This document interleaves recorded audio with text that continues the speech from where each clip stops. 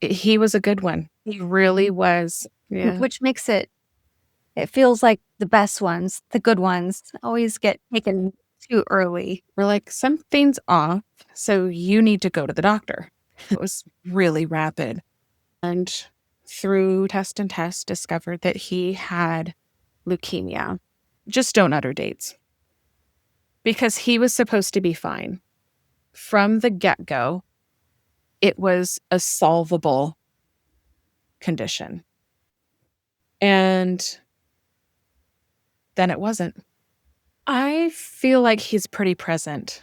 The physical absence was so palpable, but yeah, part of me thinks that there was that presence nearby, just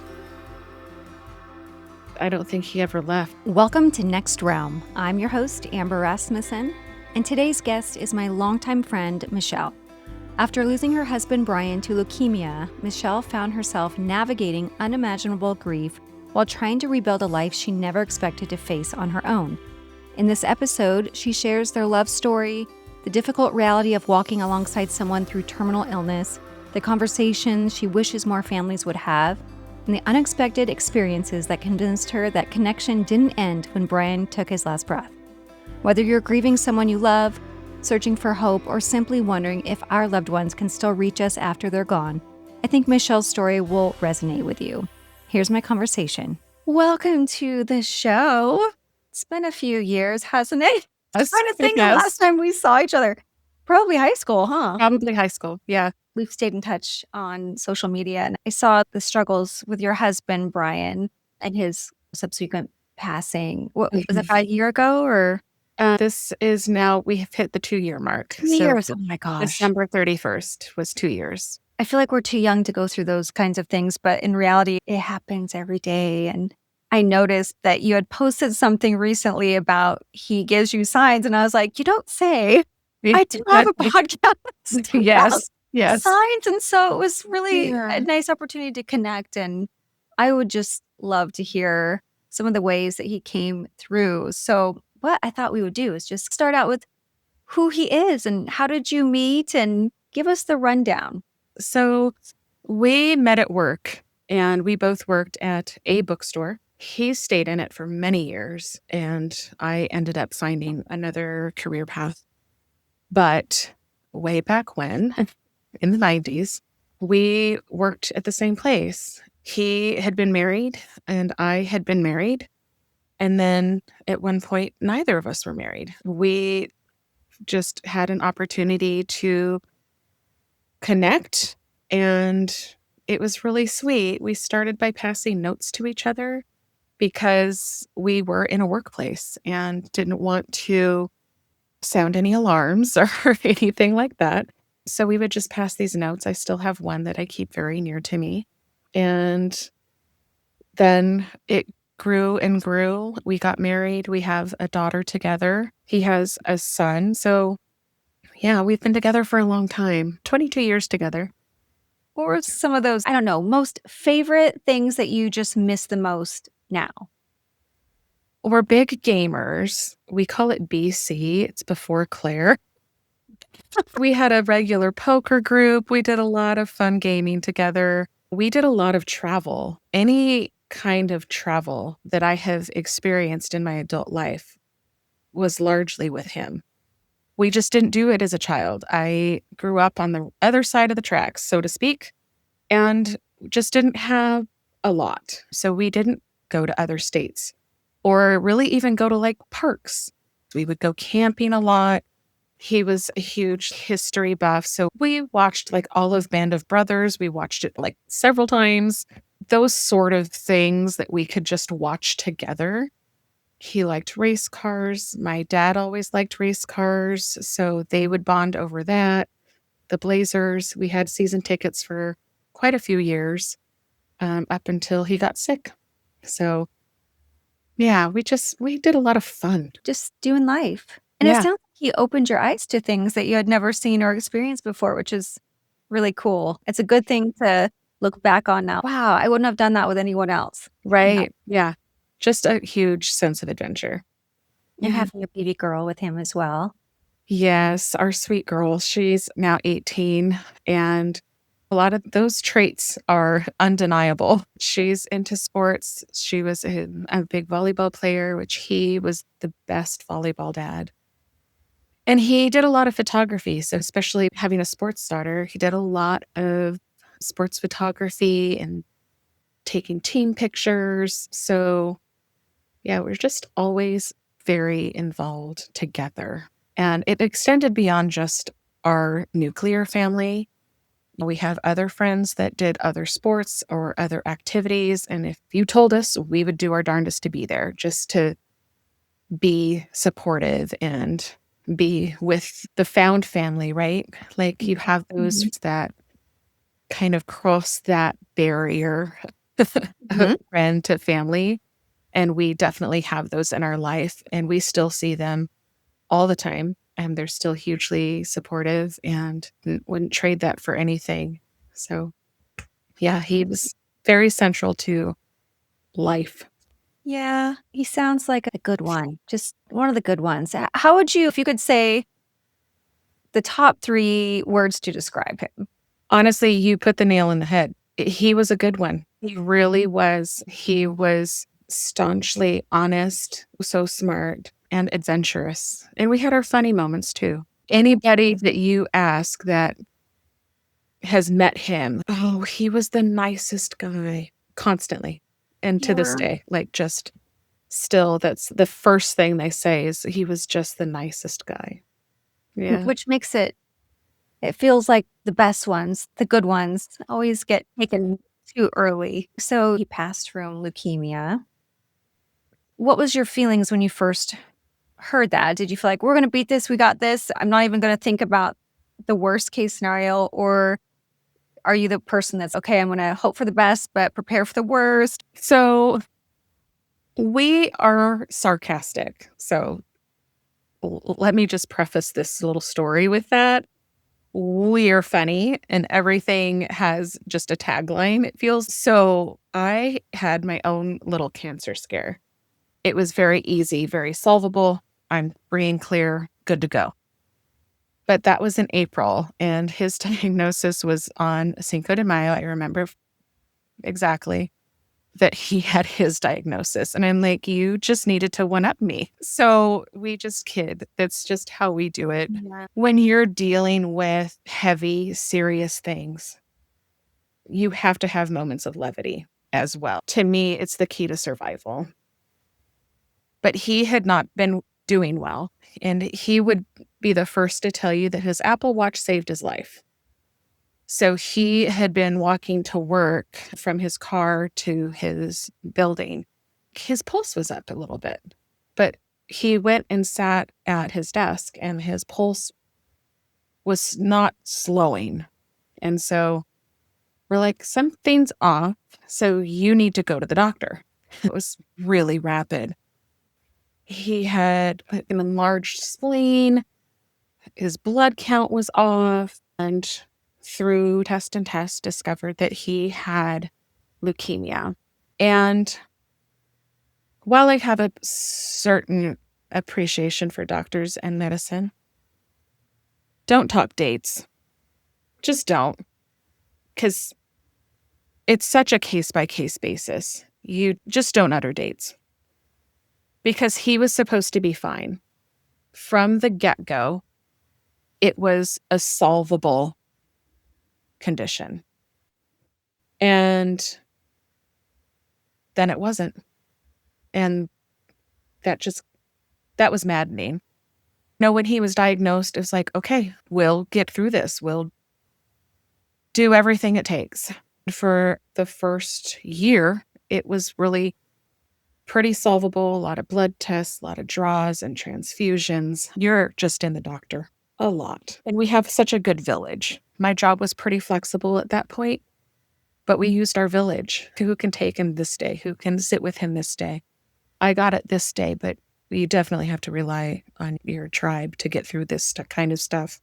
I can imagine you're just like, "This is exhausting, but we have an end game here. There's gonna be a silver lining at the end." 100%. Because Mhm. I think I had this like passive, almost naive idea that it was It's fine. People get this all the time. I know 3 people that have had this one and the AML and have come out just fine. Right. Surely he's got this. But the hope is to get to a bone marrow transplant stage. And that was always this moving target. Okay, it's going to be this time.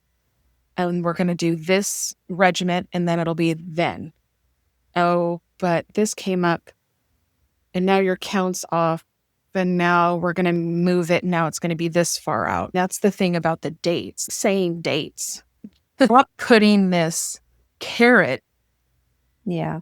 out there that we can see and never attain. And Right. got there. Exhausting. It was exhausting, and we just didn't make it. We never got to transplant stage. And then once we knew we were not going to be having a transplant, then things just soured. Was there a match? We did have a match. Yeah. I guess we're a little confused. Like, how come they wouldn't make it to Because transplant? the levels have Okay, they have to you have meet to a have a certain. certain count, and you have to Okay. maintain that count in order to make it viable. It was a real frank conversation. You could do it anyway, but if you're going to do it anyway and there's such a high percentage of it failing, then to what end? So Do they let you make that choice though, or is it? they said it was really more what I recall of it. It was Yeah. really much more likely to not work. I'm looking forward to moving forward. And, this cancer has been very stubborn and very tough, but I'm tougher.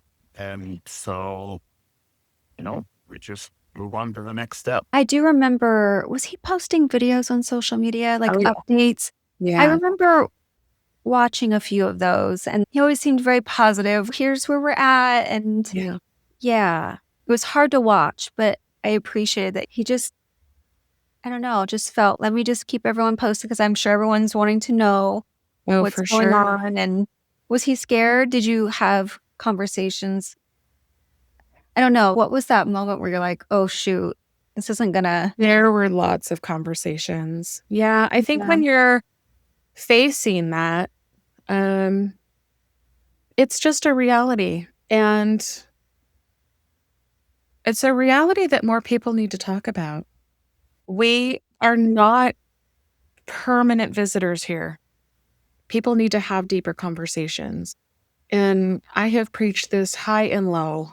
It's going to happen. And people need to be prepared.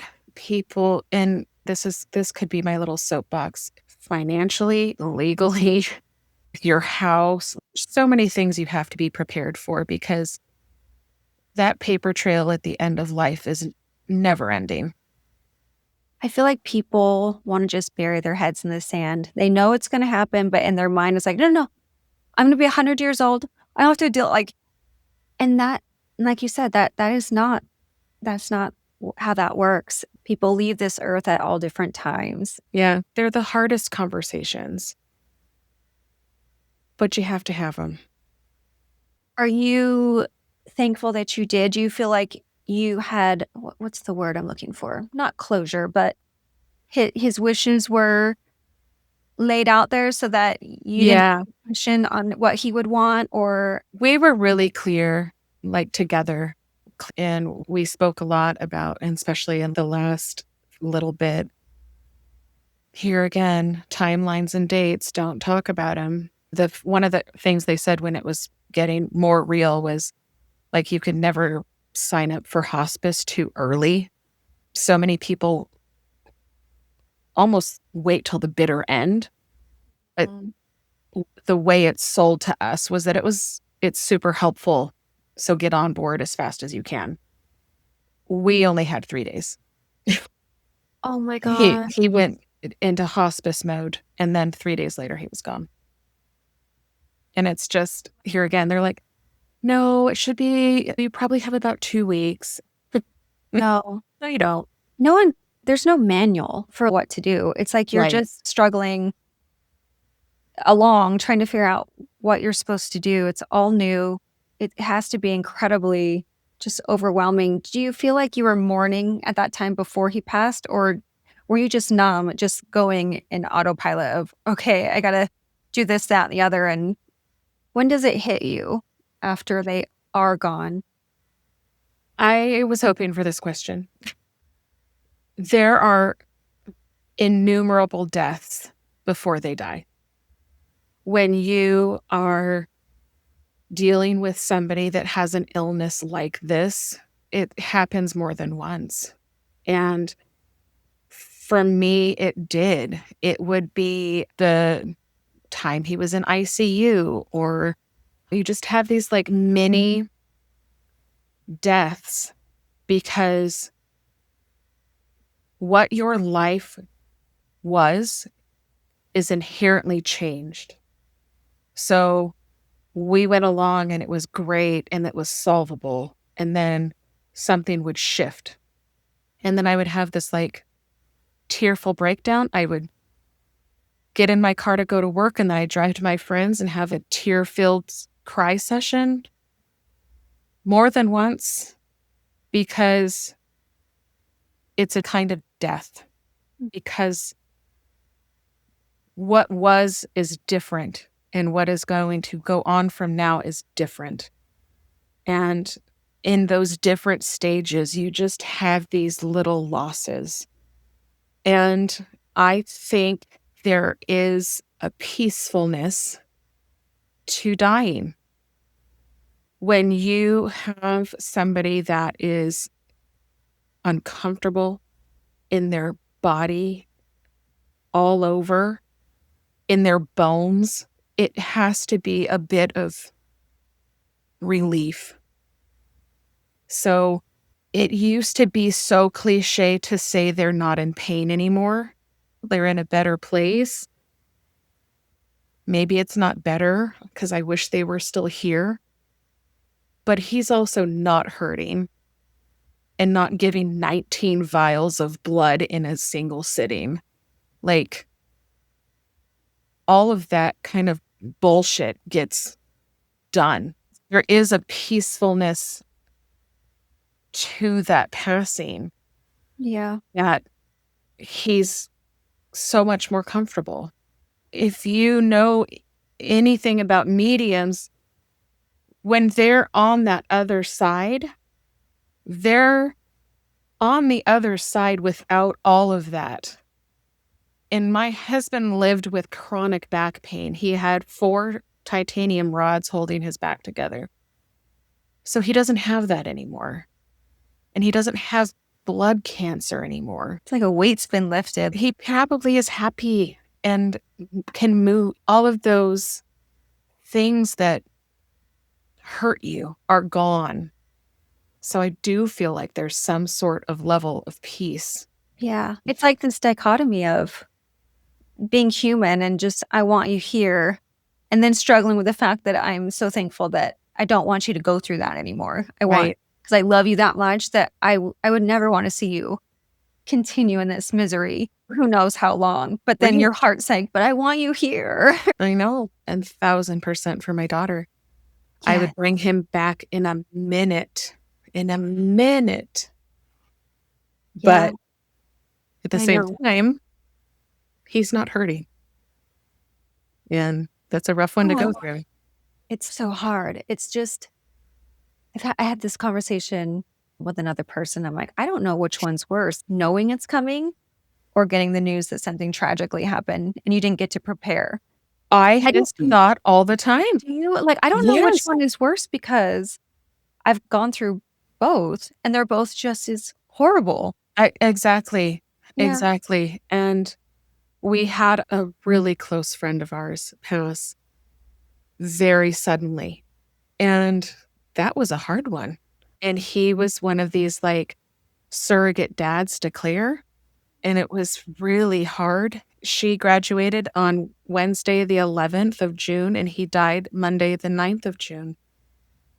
And he was like supposed to be there. And so It's really hard. And I have this conversation with anybody that I kind of enter into these grief conversations with, and I just don't know the answer. I just don't know because they're both hard, but different. And the thing too, and we'll get to the woo because we're going that way, but I feel like either way that they transition, they still want to come back and say, I'm okay. I made it to the Yeah. other side. Like, I feel like their spirits still come through. They still, no matter what. I know Bradley came through my nephew just so much in the very beginning because he died tragically. And I feel like he was trying so hard to make sure that we knew. But then people who grandparents and things like that, where it's like the traditional, you grow old and then you pass, like they still come through too. They Yeah. still want you to know, hey, we're here. We got you. Right. And we're here. So he passed 2 years ago. Mhm. Did you feel like a shift where, like, once they're gone, did you still feel like his presence was there still? I feel like he's pretty present. The physical absence was so palpable, but yeah, part of me thinks that there was that presence nearby, just and I don't think he ever left. I think there's a lot of presence in our house. This was his space. It's still got his little blazer things up there. I get his presence a lot. Yeah. Yeah, What was, like, that first sign or something that just felt like, "Is that him?" definitely music. Mm, 100% music. He was a huge Eagles fan. And for the first few months, it felt like every time I got in the car, some kind of Eagles song would come on, either like immediately after I got in or like halfway through my commute. But undoubtedly, I'm getting an Eagles song and not necessarily a particular one, all Eagles. on a channel that would normally play Eagles, or what is it on a channel that, like, maybe wouldn't play? Yeah, in the middle. Like Uh-huh. it wasn't a frequent thing for them. What did we call it? It's a Oh, a meaningful coincidence? meaningful coincidence. Yes. Yes. Did you pick up on that right away? Because I can't say that I would notice song lyrics or, like, songs. A lot of people do, and I'm like, I think I'm oblivious to it. Unless someone pointed it out, I'd be like, "Oh my gosh, yes." But did you pick it up right away? Yeah, I'd be because I'm listening to something else. And who doesn't love the Eagles? But that is not my go-to. And so I'd be jamming and then an Eagles song, I'm like, of course. Hi, honey. I I know it's wanted to you. Um, in fact, recently my sister-in-law had a Christmas party and it was up in Vancouver. And so it's a little bit of a drive. It's probably 20, 25 minutes for us. And I'm probably about a mile and a half away and the Eagles comes on. And I'm like, honey, we're all going to be together. I'm on my way. I know you're here and I know that you'll be here with us, but I'm driving. I promise I'm almost there. So it just kind of moments like that where we're going to go talk about him. Other parts of the family are going to be together. Those are the times where, in particular, something will come on, but always in the car, always on the radio. I love that the music. I Yeah. hear that a lot too, and that must be one of the easier ways for them to get through. Music is just powerful. And I will get weepy about music. Like my daughter was asked, like, you don't talk about it very much. You don't talk about him very much. And I was like, I do, but it's all in the car. The car is my like little sanctuary space. And I'll be listening to something and these lyrics will come on. And then I'm in a puddle of tears. And not necessarily Eagles, but it could just be something that I'm listening to that has like Love Story or something by Taylor Swift came on.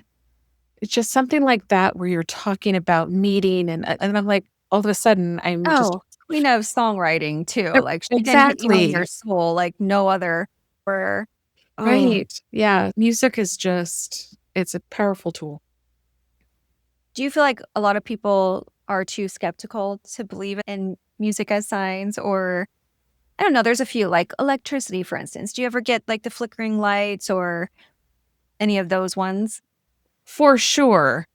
not necessarily flickering lights, but this house is wired and it's all him. And so I I had to do something with the internet and I had like palpitations because I'm like, this is not my deal. I don't know how to do this. And so I'm just like, calling Brian. I'm like, honey, Can you what help? was your thinking? What is your frame of mind? What do I need to do in this instance? Because I don't know. And we have I can't say it because she's right over there and she'll listen to me, but I can ask her to turn things on. But if something goes wrong with it, I'm like, how do I fix the robot lady in the speaker? Because she just broke and talks at weird times. I don't know these things. So anything gadget related also is a huge thing. But usually it's me calling him in. Honey, help me out here because this is all you. The TV is you, Yeah. internet, anything gadgets. The guy loved gadgets. Oh my gosh. Like most men, right? Yes. Toys. Right. Toys, toys, toys. Do you believe that he believed in spirit communication? Did you ever have any conversations with him before he passed? Hey, give me this sign. Let me know you made it, or anything like that. I wish we would have settled on a sign, but we didn't really. We definitely talked about it because he walked me through the passing. He was with me for the passing of my brother and also my dad. So in particular, with the passing of my dad, he passed right before COVID. And during COVID, what else is there to do to get out of the house? So Brian and I would go on these walks. And anytime we would be walking, there's a screw or a nail or a bolt or something in the path. And that was my dad, 100%. And he bought into it with me. So I think in some level, he believed in the woo too. I think he was a believer. I love that you feel so connected. Did you have this belief system prior with obviously your father passing and your brother? Did you read books and learn about this, or was it just something you just kind of learned after the fact? I definitely fall into this spiritual but not religious category. Me too. So, and that's been my whole life. I was never really brought up in a religious environment.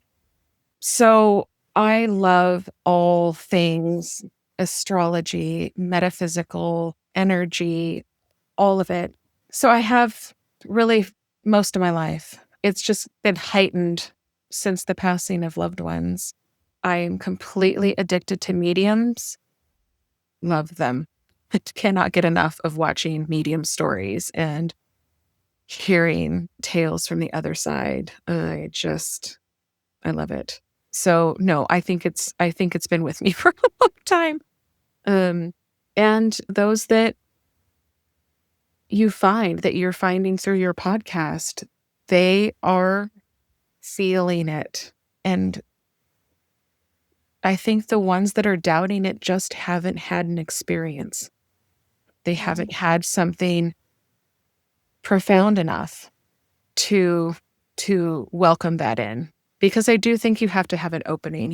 Your energy, your heart, your temple needs to be open to be receiving these things. And I tend to live open. Yeah. If you are walking around this world and closed up and fear-based and tight, you're not going to be receptive to receiving these signs. Yeah. You want to tell me about your brother's sign? I think it was the Disneyland one, right? Yeah, my Love brother was that. at Disneyland. Yes. Tell us about that one. Yeah, my brother passed at 38. He had brain cancer, also not a way to go. And we talk about my brother Josh all the time. In fact, my daughter and I were just texting about him earlier today too. Largely because that's how we keep their stories alive, is to keep talking about them.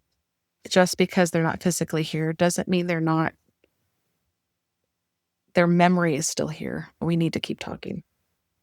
We had gone to Disneyland and super fun, but they have all the new Star Wars stuff and the Millennium Falcon and TIE fighters, like all the planes, all the things, and it looks amazing down there. But even we're going later this year. I get weepy every single time because I just know he would have loved the Star Wars area. So my daughter had gone to get food or go on a ride, and my mother and I sat down just to take a rest. It's a busy place. So we take a rest. We're having a beverage. This hummingbird comes by, and it flittered around. There were some vegetation nearby, but not a lot because it's a theme park. If I were a hummingbird, I wouldn't go to a theme park. But it flittered around with us for a little bit. And I was like, oh, Josh, you're here.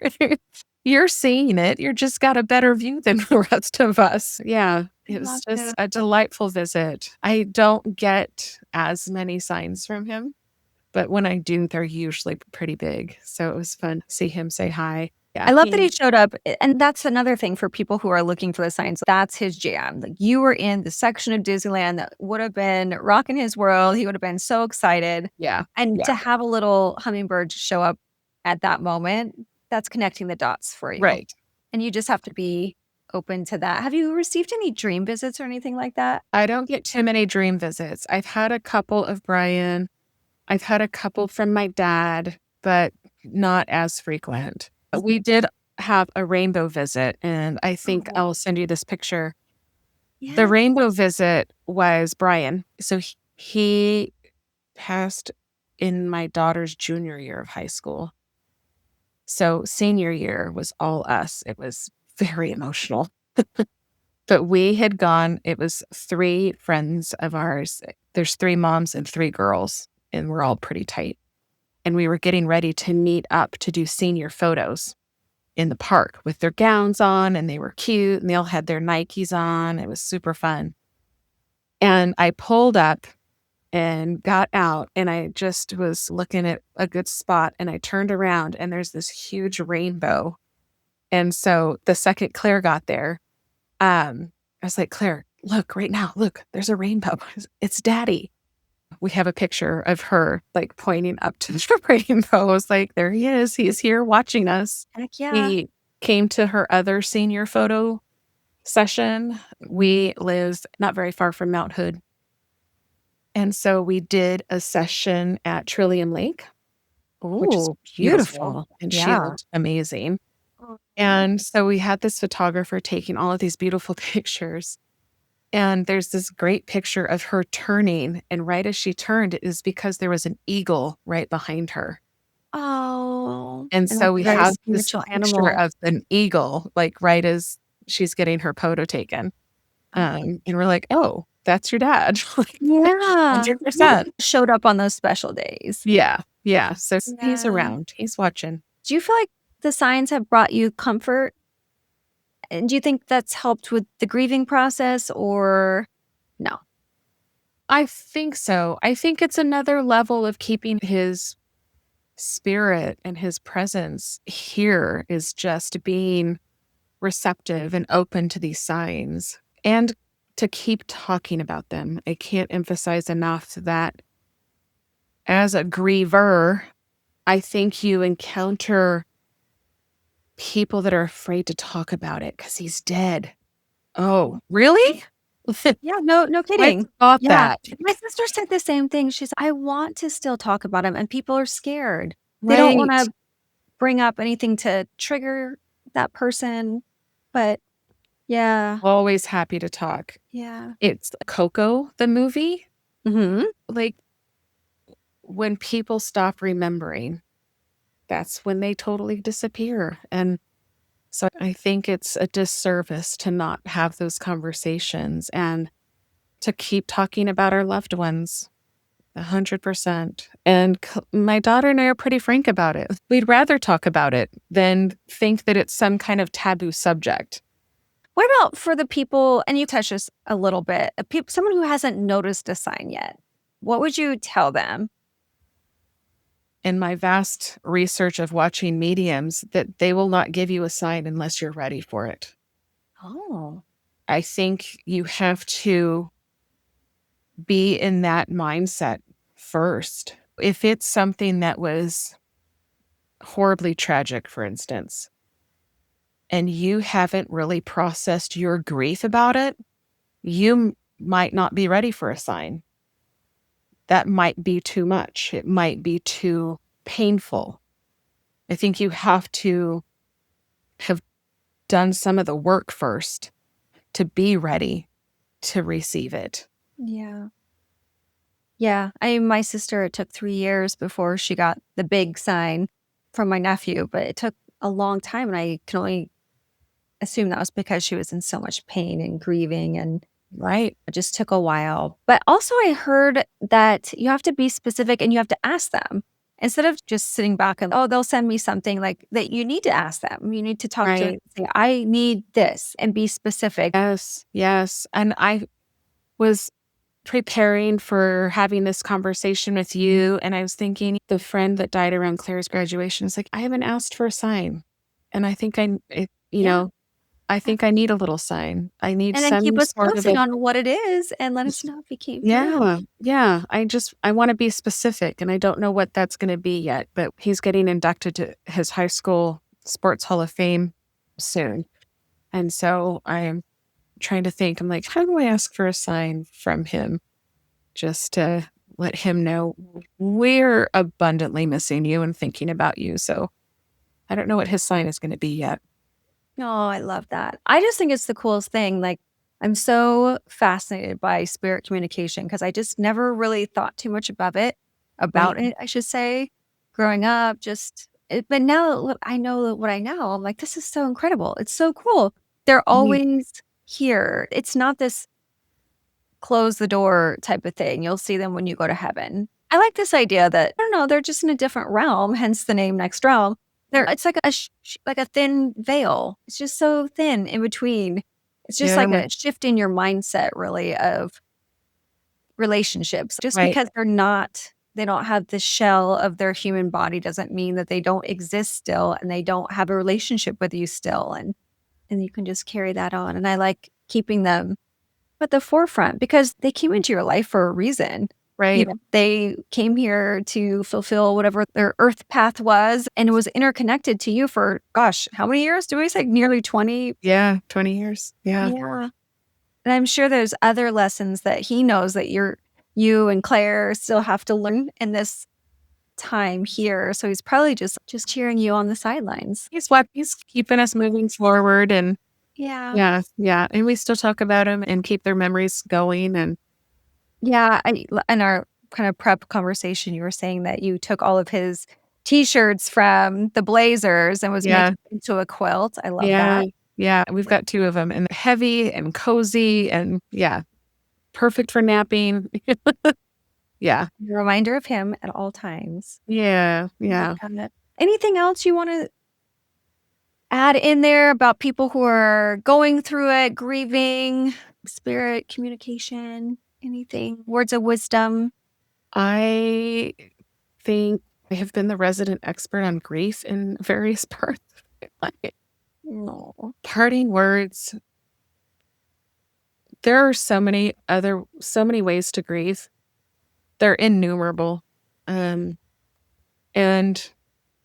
just as varied as there are number of people. There's no wrong way, there's no right way. It's a different process.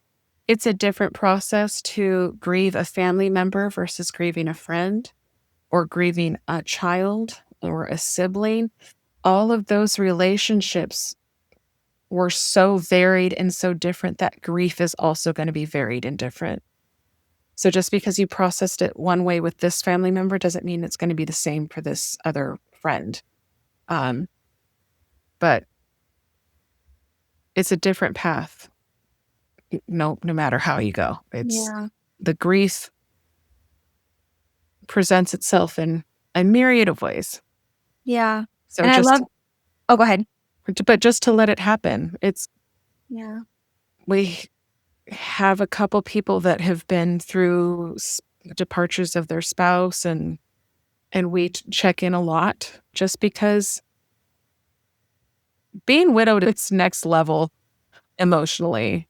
yeah, it's we'd like to just check in on each other. And all of our paths have been different, and some kind of get a little easier than others, but that Yeah. doesn't make it right or wrong. I think that's one of the biggest things I've learned now that I'm darn near 50. I hate to say it, but I getting know. close, getting close My to the birthday 50 was last number. week. It's Oh gosh, getting different. isn't that crazy? I'm all like half a century. This is crazy.